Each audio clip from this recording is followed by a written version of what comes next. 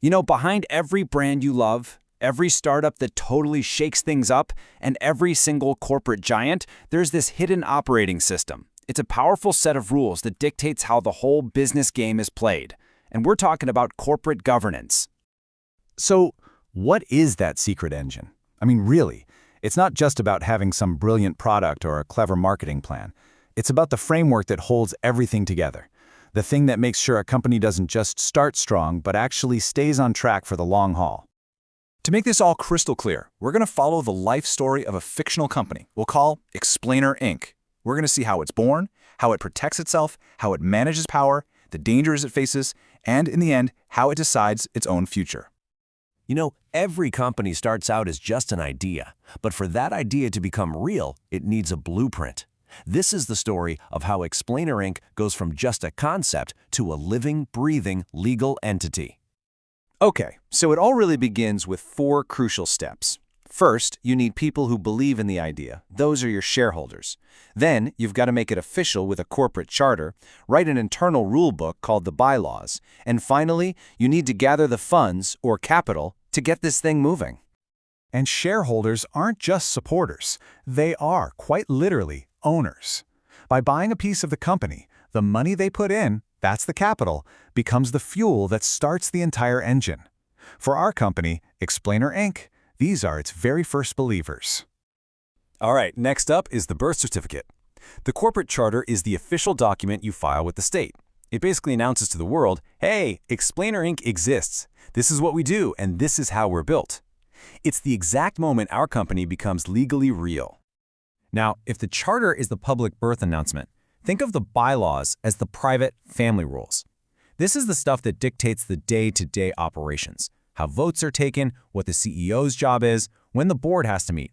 It's the essential internal guide for how Explainer Inc. is going to run itself. So now that Explainer Inc. is officially born, it has to operate under 2 fundamental principles: a really powerful protection for its owners and a super strict set of responsibilities for its leaders. It's a critical balancing act. Okay, this is such a fascinating trade-off. On one hand, shareholders get this shield called limited liability. What that means is if Explainer Inc. gets into debt, their personal savings, their house, their car, it's all safe. This is huge for encouraging investment. But in return, the company's leaders have a very strict fiduciary duty. That's a legal obligation to always act in the company's best interest, not their own. And this brings us to this brilliant concept called the corporate veil. Think of it just like it sounds, a legal wall that separates the company's finances from the personal finances of the shareholders. This veil is exactly what makes that limited liability shield possible. So all of this, the shield, the rules, the veil, it's all part of the bigger system we call corporate governance. And right at the heart of it is this principle of good faith. It's the simple but really profound expectation that everyone in charge is acting honestly and fairly. Okay, so Explainers Inc. is established, it's got its guiding principles. But how do things actually get done? Who calls the shots? This section is all about the mechanics of control, decision-making, and of course, who gets paid. Corporate power really comes down to voting rights. As you can see here, the majority owners can pretty much steer the ship however they want. And this means a really important function of good governance is to protect the rights of the minority shareholders, to make sure their smaller voice isn't completely drowned out. So to prevent a tiny group from getting together and making huge decisions for the whole company, there's a rule called a quorum. It just means you need a certain percentage of shareholders or board members in the room, whether it's a real room or a virtual one, for any vote to actually count. It makes sure big decisions have a representative audience. So why do shareholders invest in the first place? Well, for the potential reward. When Explainer Inc. is profitable, the board might decide to issue a dividend. This is basically a cash payment to shareholders. It's their share of the success, the return on their investment. As Explainer Inc. grows, the waters get a little choppier.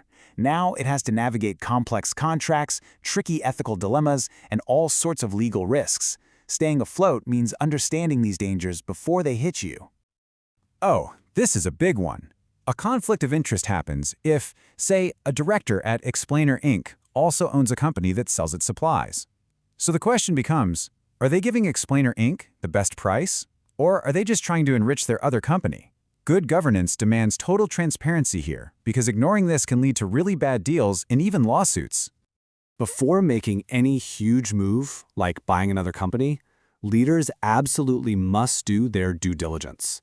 It's the official term for doing your homework. You check the financials, you verify the contracts, you make sure there are no skeletons hiding in the closet.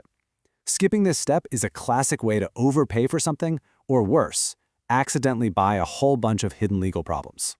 Business pretty much runs on legally binding promises, right? We call them contracts. If one of those promises is broken, that's a breach of contract. To protect itself, Explainer Inc. might use a non-compete clause to stop a key employee from jumping ship to a rival. And in a really big deal, they might ask for indemnity, which is kind of like an insurance policy where the other side agrees to cover your costs if things go wrong. You know, no company stays the same forever.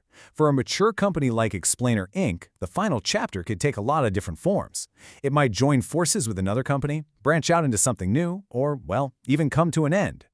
People mix these terms up all the time, but they're really different. As you can see, a merger is like a marriage. Two companies, A and B, come together to create a brand new company, C. An acquisition, on the other hand, is more of a buyout. A bigger company simply buys and absorbs a smaller one, and the acquiring company's identity is the one that sticks around. Of course, there are other paths. Explainer Inc. could form a joint venture where it teams up with another company for just one specific project without fully merging. And on the flip side, if the business just isn't working, it could face liquidation, which is the orderly process of closing down and selling off all the assets to pay off its debts. So when you strip it all down, when you get to the core of it, it really comes back to this one simple idea. Corporate governance is just the framework we build to make sure a company is run well, run responsibly, and for the benefit of everyone who has a stake in its success. And that leaves us with a final and pretty crucial question.